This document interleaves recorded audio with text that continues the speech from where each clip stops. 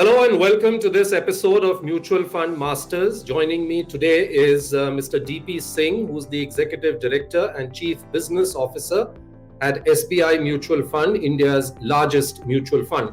Thank you very much, Mr. Singh, in these difficult times to take time out to talk to our viewers.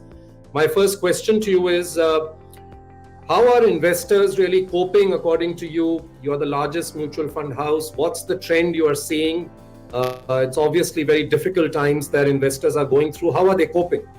Actually, the present time, the current, I'll say last 1 month has been very, very destructive.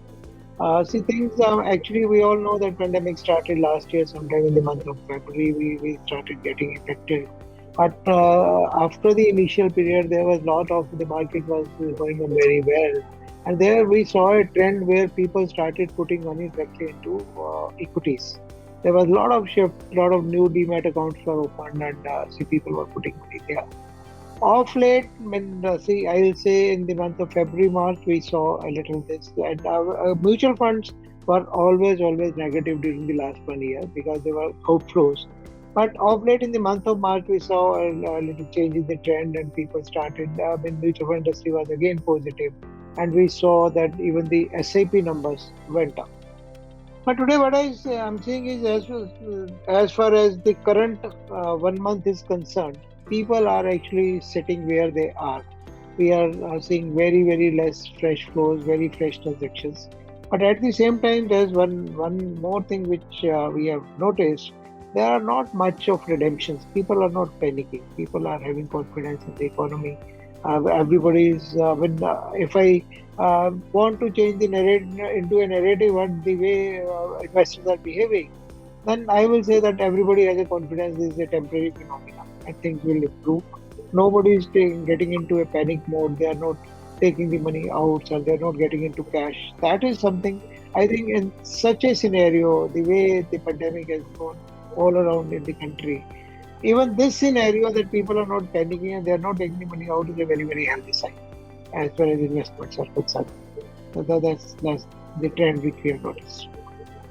You've been a great believer of Systematic Withdrawal Plan or SWP. You've talked about it a lot.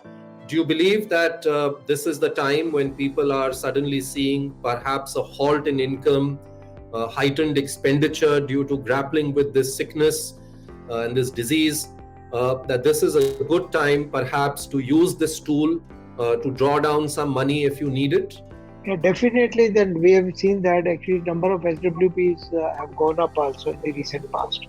In fact, SWP is no more something which people don't know. This is becoming as much popular as SIPs were.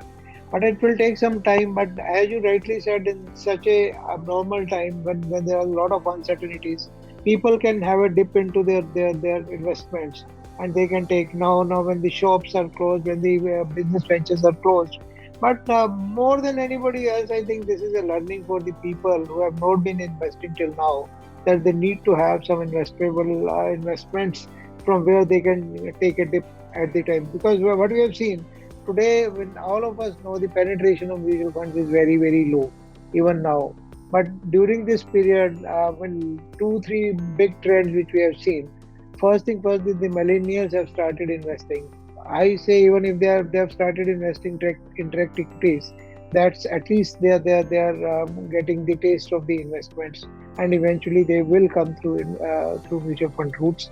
And second is the people who had been putting money, they are now withdrawing, and we, to the extent possible, we are trying to tell them that to take the dip in bits and pieces, take it in a systematic manner, so that your returns are very, very tax efficient as well. And I think this trend will catch up very, very strongly in coming 6 to 12 months. That is my firm belief. Mr. Singh, while the focus is always on equity, would like to understand from you, how do you see debt returns playing out? It's a big part of the market, even for retail investors now, it's growing. How do you see debt fund returns playing out in the coming months? See, what has happened in the case of debt funds, the people who put in money 2-3 years ago, they are sitting on a very, very good returns.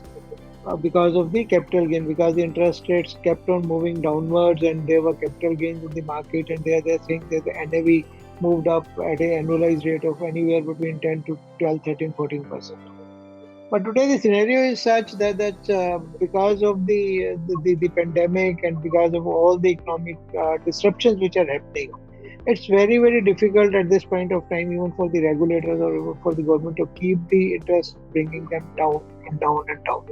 Though growth is an agenda which is there, and inflation also they want to keep it within 4 or 5%. But fact of the matter is that inflation is likely to go up. The prices of all the commodities are going up. In such a scenario, we can't foresee that the interest rate will further come down in another 1 to 2 years. In such a scenario, only the funds where the YTMs can be locked, and the YTMs are better than the bank FDs. Even those are the funds which will be good as of now. For that matter, the fixed maturity plans, whatever will come, will be something which should be very good for the investors.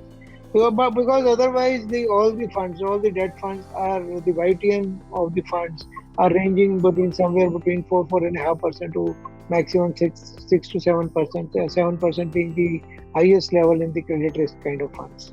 So the credit risk in any case is not something which is getting a lot of money. So the only option for the investors as of now is to lock the money at the current YTMs in FMPs, which may give them around because the money can be logged in at a YTM of around 6%. Because 10-year GSEC is 6%, and if we go to the shorter term, so I think in the corporate papers and in other AAA rated papers also, the secured papers also, the yields could be somewhere hovering around 6%. That is in any case 50%, 40-50 basis points higher than the bank FD rate, and with the tax efficiencies built in the FMPs, I think this is the best time to park money. Number one in the your FMPs. Credit risk fund also, with the quality of credit now being very high in all the credit risk funds. That is another category where people can park money. But yes, starting point from liquid funds and this money market funds. Those funds will definitely give better returns than your savings bank account. That is for sure. You talked about credit risk funds, and we saw this big setback last year with Franklin Templeton, and in fact, you've been entrusted with the job of getting the money back, recovering it, and giving it back to investors. You made some fairly good progress on that front. If you could tell us what is the current update? Yeah, see, when the funds were closed for subscription on 26th March 2020, the total AUM size was around 26,000 crores.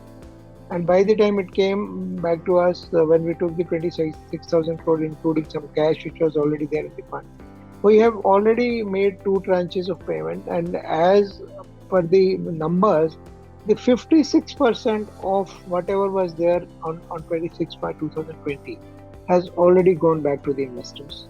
The last tranche we gave yesterday only, and we paid around 2,800 crores.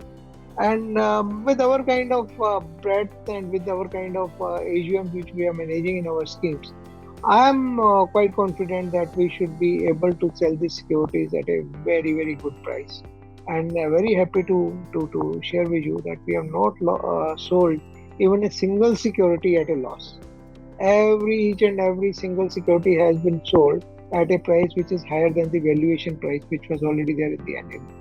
So we are trying to make sure that investors, this could be Franklin Templeton, but investor is one category. We are committed to them that will optimize the returns also by selling them at a very fair and optimum price.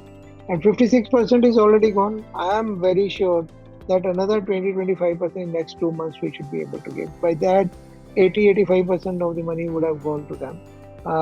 Then remaining 20% plus accrual for this 1 year.